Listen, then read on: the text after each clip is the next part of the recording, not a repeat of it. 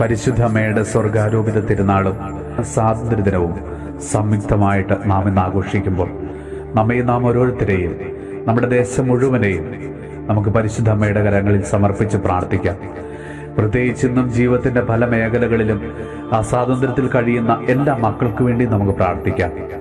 മാനസികമായും ശാരീരികമായും പീഡിപ്പിക്കപ്പെടുന്ന ഒത്തിരി മക്കൾ നമുക്ക് ചുറ്റുമുണ്ട്.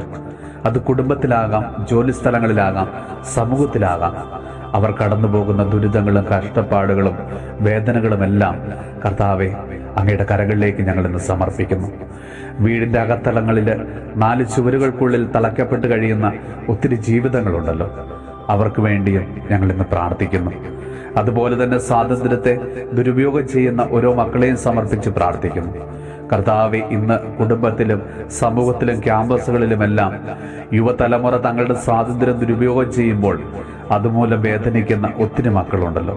കർത്താവെ, ഭാവിയുടെ വാഗ്ദാനങ്ങളായ യുവതലമുറയെ നാടിനും വീടിനും അനുഗ്രഹമാക്കി നീ അവിടുന്ന് മാറ്റണമേ.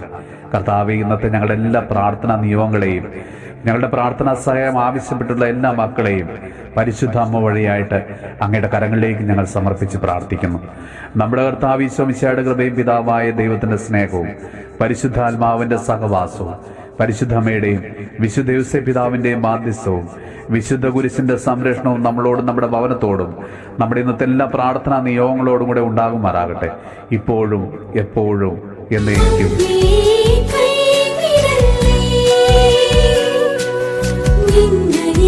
ചേർന്നിടല്ലേ